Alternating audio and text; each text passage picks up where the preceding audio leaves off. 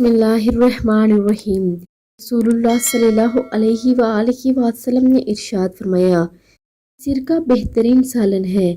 حضرت عائشہ رضی اللہ تعالیٰ عنہا سے روایت ہے کہ رسول اللہ صلی اللہ علیہ وآلہ وسلم نے ارشاد فرمایا، سرکہ بہترین سالن ہے۔ حضرت سعد رضی اللہ تعالیٰ عنہا بیان فرماتی ہیں کہ میں حضرت عائشہ رضی اللہ تعالیٰ عنہا کے گھر میں موجود تھی۔ رسول اللہ صلی اللہ علیہ وآلہ وسلم نے پوچھا، کیا تمہارے پاس کھانے کو کچھ ہے؟ انہوں نے عرض کیا، ہمارے پاس روٹی، کھجور اور سرکہ ہے۔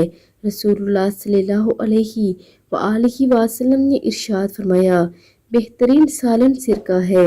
اے اللہ تو سرکہ میں برکت عطا کر کہ یہ مجھ سے پہلے نبیوں کا سالن تھا اور وہ گھر غریب نہ ہوگا جس میں سرکہ موجود ہوگا۔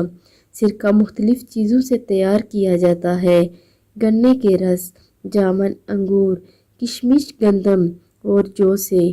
انسان قدیم زمانے سے سرکہ بنانے کے فن سے واقف رہا ہے اور اس کو بنانے کی ترکیب میں کوئی خاص تبدیلی نہیں آئی۔ الہامی کتابوں میں اس کا ذکر کثرت سے ملتا ہے۔ سرکہ ٹھنڈک اور حرارت کا حسین امتزاج ہے۔ یہ جسم سے خراب مادوں کو نکالتا ہے اور طبیعت کو فرحت دیتا ہے۔ معدہ کی سوزش کو دور کرتا ہے۔ جن لوگوں کو سینے میں بوجھ کی کیفیت محسوس ہوتی ہے، ان کو ان کے استعمال سے آرام آتا ہے اور دانت کے درد میں گرم پانی سے ڈال کر غرارہ کرنے سے بھی فائدہ ہوتا ہے۔ اس طرح سرکہ غذا بھی ہے اور دوا بھی۔